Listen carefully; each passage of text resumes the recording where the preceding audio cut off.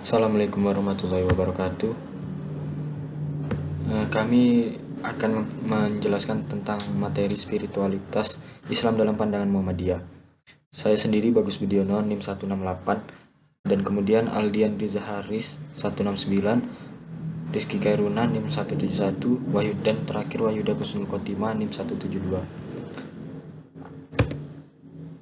Pengertian spiritual. Secara etimologi, kata spirit berasal dari kata Latin spiritus yang diantaranya berarti roh, jiwa, sukma, kesadaran diri, wujud tak berbadan, nafas hidup, dan nyawa hidup. Para filosof mengonotasikan spirit dengan kekuatan yang menganimasi dan memberi energi pada kosmos. Kesadaran yang berkaitan dengan kemampuan, keinginan, dan inteligensi.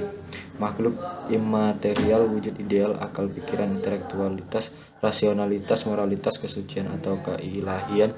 Islam sebagai salah satu agama yang diturunkan oleh Allah Subhanahu wa taala juga tidak terlepas dari ajaran spiritual yang melambangkan kesalehan pribadi seorang muslim. Kemudian spiritualitas menurut tokoh yang pertama Allama Mirza Ali Al-Qadhi. Spiritualitas adalah tahapan perjalanan batin seorang manusia untuk mencari dunia yang lebih tinggi dengan bantuan riyadahat dan berbagai amalan pengekangan diri sehingga perhatiannya tidak berpaling dari Allah semata-mata untuk mencapai puncak kebahagiaan abadi.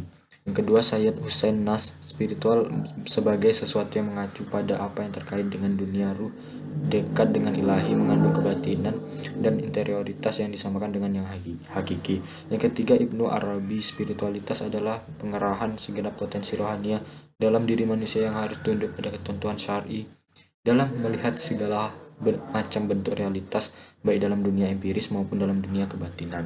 Saya akan melanjutkan presentasi dari teman saya. Dalam konteks bertasawuf, ajaran zuhud, qanaah, sabar, tawakal dalam Muhammadiyah tidak bersifat pasif dan asketis yang hanya memuaskan dahaga spiritual individu, namun harus juga berdimensi sosial. Sedangkan istilah spiritual yang digunakan dalam MKCH menegaskan bahwa Islam itu menjamin kesejahteraan hidup material dan spiritual duniawi dan ukrawi. Menurut Burkhardt 1993, spiritualitas meliputi aspek-aspek sebagai berikut. 1. Berhubungan dengan sesuatu yang tidak diketahui atau ketidakpastian dalam kehidupan. 2. Menemukan arti dan tujuan hidup. 3. Menyadari kemampuan untuk menggunakan sumber dan kekuatan dalam diri sendiri. Dan terakhir, 4.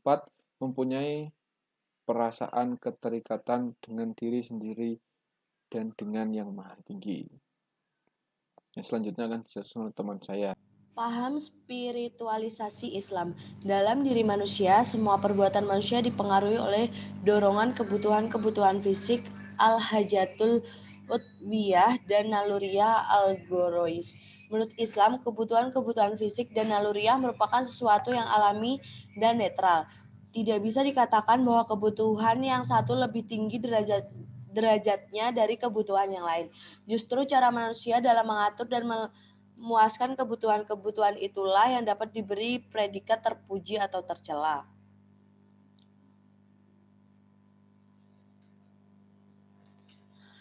Naluri alami untuk mensucikan zat yang lebih agung, yang mendorong aktivitas ritual keagamaan yang sering dianggap sebagai aktivitas ruhaniyah. Jika dijalankan tanpa petunjuk Islam, maka akan menjadi bid'ah yang tercela. Namun jika dijalankan berdasarkan petunjuk Al-Quran dan as-sunnah, maka akan menjadi ibadah yang terpuji, berpahala, dan diridhoi oleh Allah. Faham Muhammadiyah tentang kehidupan spiritual. Muhammadiyah berkeyakinan bahwa Islam adalah agama Allah yang diwahyukan kepada Rasulnya sejak Nabi Adam, Nuh, Ibrahim, Musa, Isa, dan seterusnya, sampai kepada Nabi Muhammad SAW, sebagai hidayah dan rahmat kepada umat manusia sepanjang masa dan menjamin kesejahteraan hidup material dan spiritual, duniawi dan ukhrawi. Dengan dasar dan cara memahami agama seperti di atas, Muhammadiyah berpendirian bahwa ajaran Islam merupakan kesatuan ajaran yang tidak boleh dipisah-pisah dan meliputi akidah, akhlak, ibadah, duniawiyat. Muhammadiyah dalam mengamalkan Islam berdasarkan Al-Quran dan Sunnah Rasul. Al-Quran, kitab Allah yang diwahyukan kepada Nabi Muhammad SAW.